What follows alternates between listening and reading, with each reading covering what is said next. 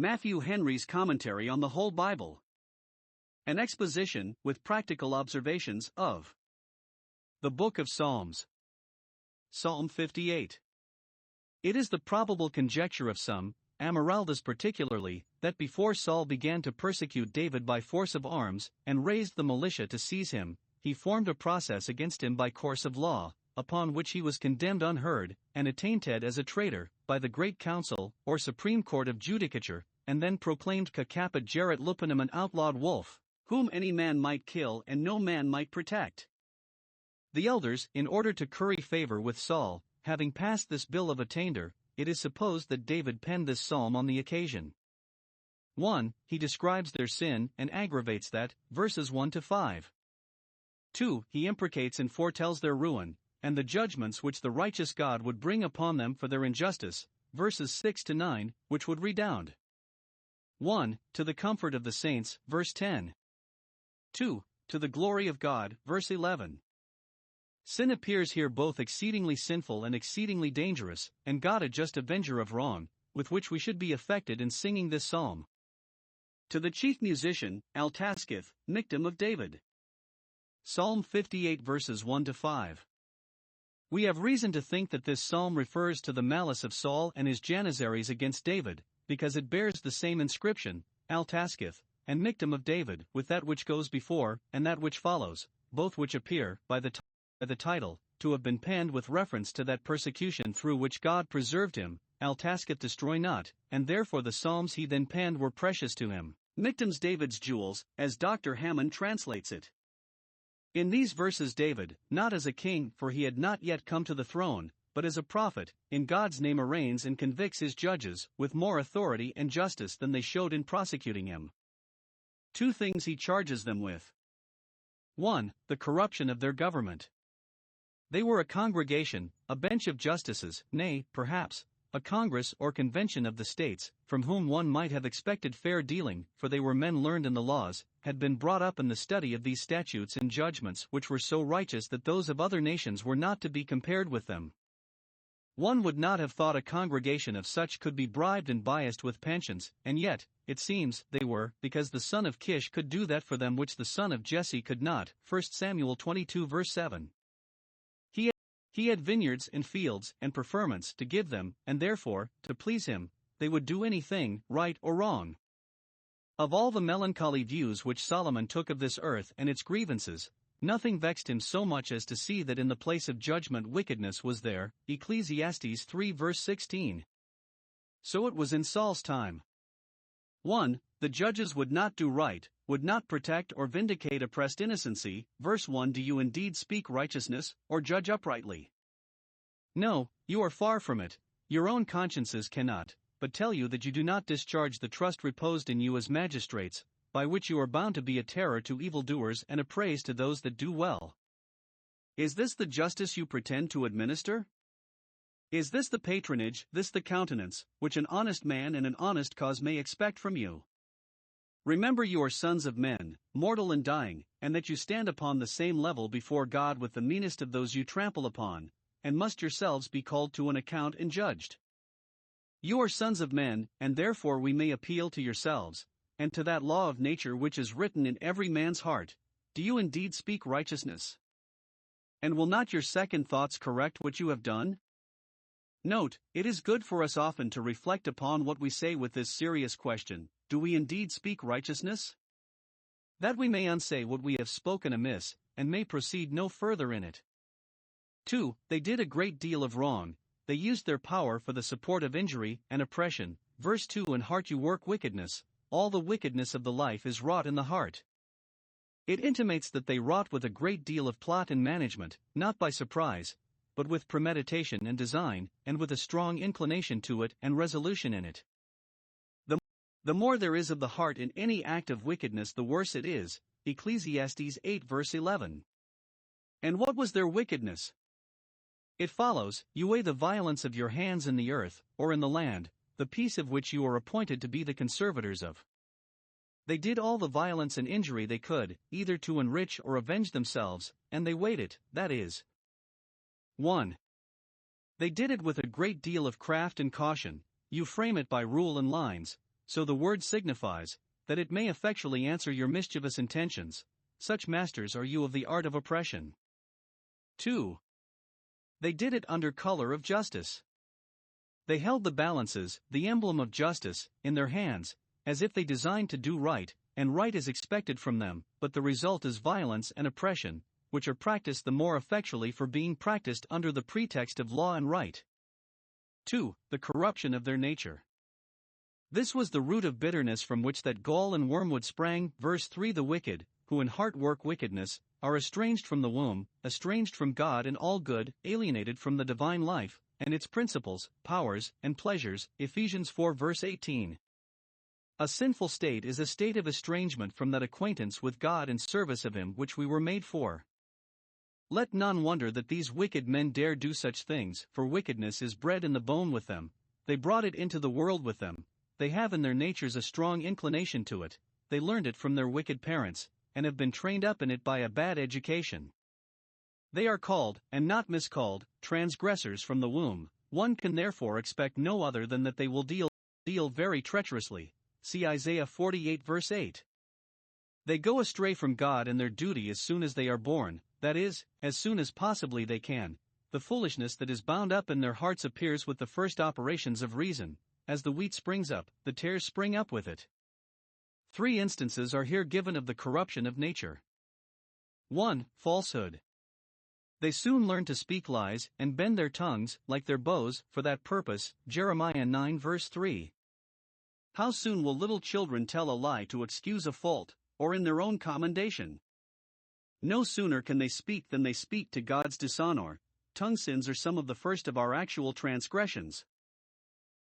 2. Malice. Their poison, that is, their ill will, and the spite they bore to goodness and all good men, particularly to David, was like the poison of a serpent, innate, venomous, and very mischievous, and that which they can never be cured of. We pity a dog that is poisoned by accident, but hate a serpent that is poisonous by nature. Such is the cursed enmity in this serpent's brood against the Lord and His anointed. 3. Untractableness.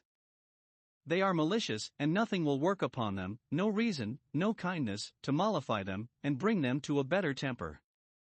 They are like the deaf adder that stops her ear, verses 4 and 5. The psalmist, having compared these wicked men, whom he here complains of, to serpents, for their poisonous malice, takes occasion thence, upon another account, to compare them to the deaf adder or viper, concerning which there was then this vulgar tradition, that whereas, by music or some other art, they had a way of charming serpents, so as either to destroy them, or at least disable them to do mischief, this deaf adder would lay one ear to the ground and stop the other with her tail, so that she could not hear the voice of the enchantment, and so defeated the intention of it, and secured herself. The using of this comparison neither verifies the story, nor, if it were true, justifies the use of this enchantment, for it is only an allusion to the report of such a thing, to illustrate the obstinacy of sinners in a sinful way. God's design, in His word and providence, is to cure serpents of their malignity. To this end, how wise, how powerful, how well chosen are the charms! How forcible the right words! But all in vain with most men, and what is the reason? It is because they will not hearken. None so deaf as those that will not hear. We have piped unto men, and they have not danced. How should they, when they have stopped their ears? Psalm 58 verses 6 to 11. In these verses we have 1. David's prayers against his enemies, and all the enemies of God's church and people, for it is as such that He looks upon them, so that He was actuated by a public spirit in praying against them, and not by any private revenge.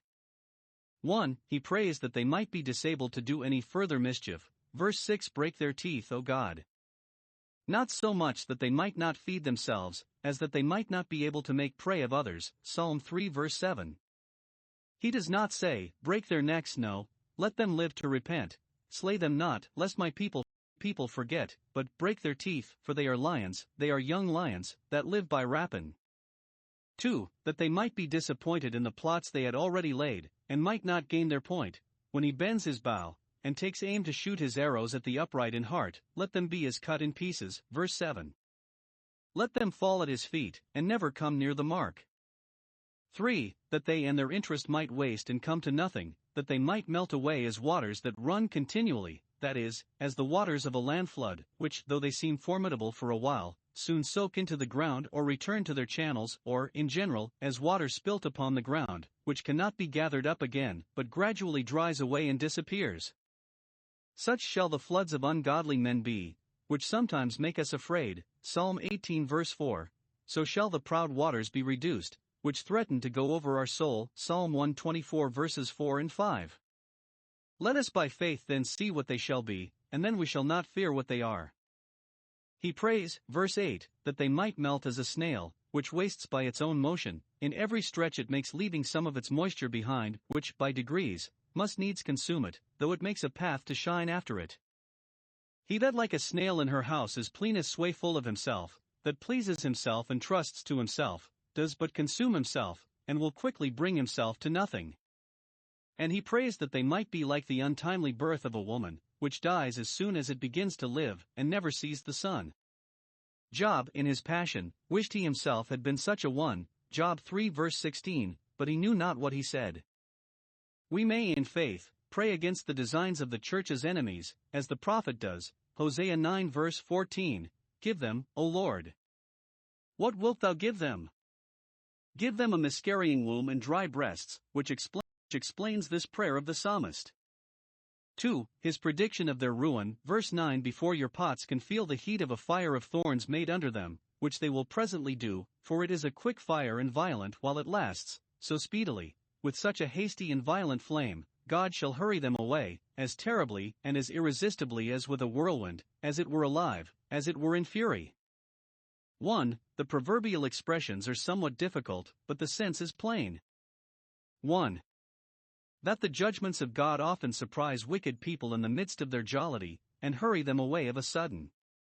When they are beginning to walk in the light of their own fire, and the sparks of their own kindling, they are made to lie down in sorrow, Isaiah 50 verse 11, and their laughter proves like the crackling of thorns under a pot, the comfort of which is soon gone, ere they can say, Alas! I am warm, Ecclesiastes 7 verse 6. 2. That there is no standing before the destruction that comes from the Almighty, for who knows the power of God's anger? When God will take sinners away, dead or alive, they cannot contest with him. The wicked are driven away in their wickedness. Now, 2. There are two things which the psalmist promises himself as the good effects of sinners' destruction. 1. That saints would be encouraged and comforted by it. Verse 10, the righteous shall rejoice when he sees the vengeance. The pomp and power, the prosperity and success, of the wicked, are a discouragement to the righteous, they sadden their hearts, and weaken their hands, and are sometimes a strong temptation to them to question their foundations, Psalm 73 verses 2 and 13. But when they see the judgments of God hurrying them away, and just vengeance taken on them for all the mischief they have done to the people of God, they rejoice in the satisfaction thereby given to their doubts, and the confirmation thereby given to their faith in the providence of God in his justice and righteousness in governing the world. They shall rejoice in the victory thus gained over the temptation by seeing their end. Psalm 73 verse 17. He shall wash his feet in the blood of the wicked, that is, there shall be abundance of bloodshed, Psalm 68 verse 23. And it shall be as great a refreshment to the saints to see God glorified in the ruin of sinners as it is to a weary traveler to have his feet washed. It shall likewise contribute to their sanctification. The sight of the vengeance shall make them tremble before God, Psalm 119 verse 120, and shall convince them of the evil of sin, and the obligations they lie under to that God who pleads their cause, and will suffer no man to do them wrong and go unpunished for it. The joy of the saints in the destruction of the wicked is then a holy joy, and justifiable, when it helps to make them holy and to purify them from sin. 2. That sinners would be convinced and converted by it, verse 11. The vengeance God sometimes takes on the wicked in this world will bring men to say, Verily, there is a reward for the righteous. Any man may draw this inference from such providences, and many a man shall, who before denied even these plain truths or doubted of them. Some shall have this confession extorted from them, others shall have their minds so changed that they shall willingly own it, and thank God who has given them to see it and see it with satisfaction, that God is, and 1. That he is the bountiful rewarder of his saints and servants, verily, however it be, so it may be read, there is a fruit to the righteous. Whatever damage he may run, and whatever hardship he may undergo for his religion, he shall not only be no loser by it, but an unspeakable gainer in the issue. Even in this world there is a reward for the righteous, they shall be recompensed in the earth. Those shall be taken notice of, honored, and protected, that seemed slighted, despised, and abandoned. 2. That he is the righteous governor of the world, and will surely reckon with the enemies of his kingdom, verily, however it be, though wicked people prosper, and bid defiance to divine justice, yet it shall be made to appear, to their confusion, that the world is not governed by chance, but by a being of infinite wisdom and justice. There is a God that judges in the earth, though he has prepared his throne in the heavens. He presides in all the affairs of the children of men and directs and disposes them according to the counsel of his will, to his own glory, and he will punish the wicked, not only in the world to come, but in the earth, where they have laid up their treasure and promised themselves a happiness in the earth, that the Lord may be known by the judgments which he executes, and that they may be taken as earnests of a judgment to come. He is a God, so we read it, not a weak man, not an angel, not a mere name, not, as the atheists suggest, a creature of men's fear and fancy, not a deified hero, not the sun and moon, as idolaters imagined, but a God, a self-existent perfect being. He it is that judges the earth. His favor therefore let us seek, from whom every man's judgment proceeds, and to him let all judgment be referred.